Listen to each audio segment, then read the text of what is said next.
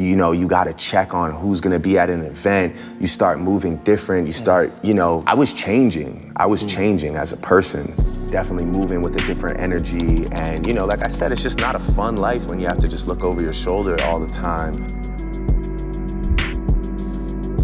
What if it doesn't matter how many irrelevant hate comments you got, and all your success would be built on keeping quiet when it mattered and only speaking up about your craft? This video isn't only about Drake, but his approach was a big inspiration to how I work as a creative director with both personal brands and Fortune 500 brands. In an era of clipping, short-form spam, and brain rot, I believe that identifying what doesn't matter is the only way to skyrocket your media presence. And this is a story of how to achieve just that. Here's what nobody tells you about building a brand in 2025. Aesthetics isn't about what you put in the frame, it's about what you deliberately leave out. And I don't mean this in some abstract philosophical way. I mean it as a literal creative direction principle that separates amateur brands from iconic ones. Think about the last time you saw a Wes Anderson film, maybe the Grand Budapest Hotel. What makes those frames unforgettable isn't what's in them. It's the infinite number of things that aren't. No shaky cam, no naturalistic lighting, no improvised clutter, no lens flares or handheld chaos. The aesthetic power doesn't come from addition, it comes from the ruthless subtraction. This is the principle that defines every iconic aesthetic across every medium. Dieter Rams' product design for Braun, Apple's marketing in the 2000s, Johnny Ive's iPhone reveals, even Drake's public persona during his peak run from 2015 to 2018. They all understood the same thing. Your aesthetic is defined by what you refuse to show. When I work with founders on their personal brands, the first audit I run isn't what should we add? It's a what should we eliminate? Because most people are drowning their exact message in blurry context, blurry explanations, and subsurface level defensive noise. And something like your Instagram, it isn't cluttered because you don't post enough. It's cluttered because you haven't decided what not to show. That's why your aesthetic is so blurry, it's so faded. Your website doesn't lack impact because the copy is too short.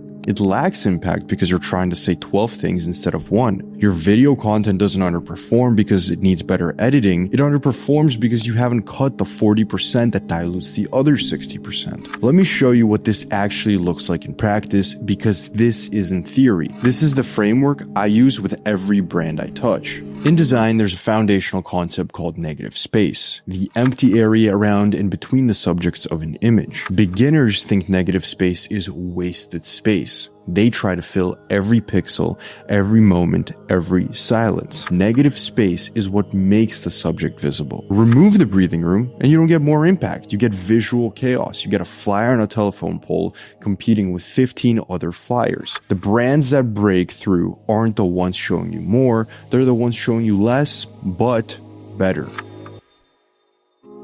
When Apple reveals a new iPhone, the stage is black.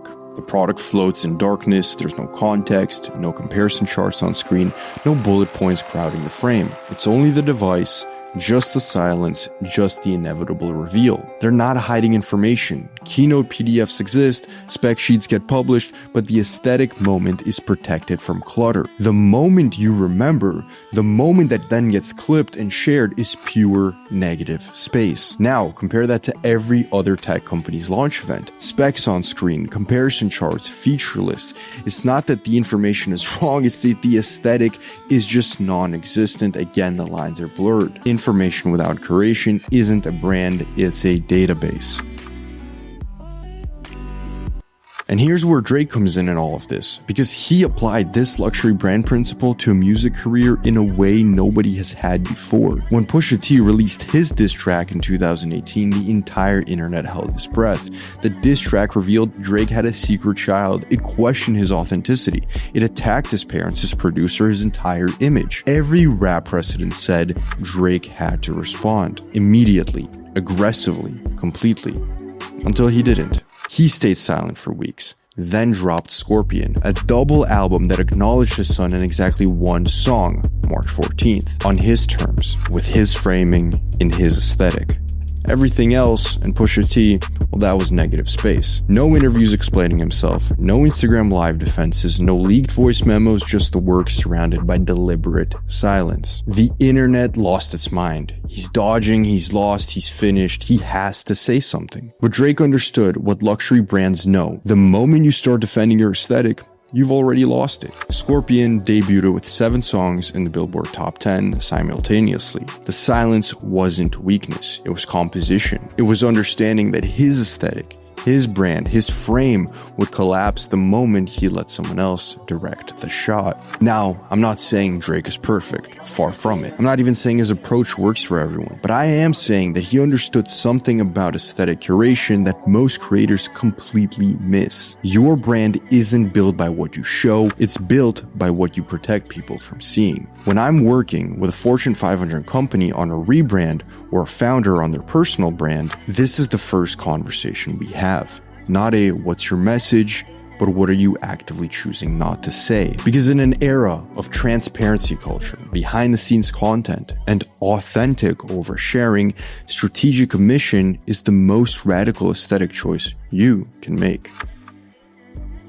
Your aesthetic is a ratio. Show your best 10% and protect the other 90%. Most creators reverse this. They show the 90%, the messy process, the self-doubt, the pivots, the responses to critics, the defensive explanations, and wonder why their brand feels diluted. Let me break down what this actually means in practice, because this isn't about being fake or inauthentic. It's about understanding that curation is the craft. Your response to every criticism, the context behind why you made X decision, your process struggles, defensive explanations of your creative choices, and of course, engagement with drama that doesn't serve any of your core work. This is what I call the editing decision, and it's the single most important choice you make about your public presence. Wes Anderson shoots hours of footage for a 2-second shot. He's not showing you the 47 takes that didn't work. He's showing you the one that defines the scene. Dieter Rams designed hundreds of product variations for Braun.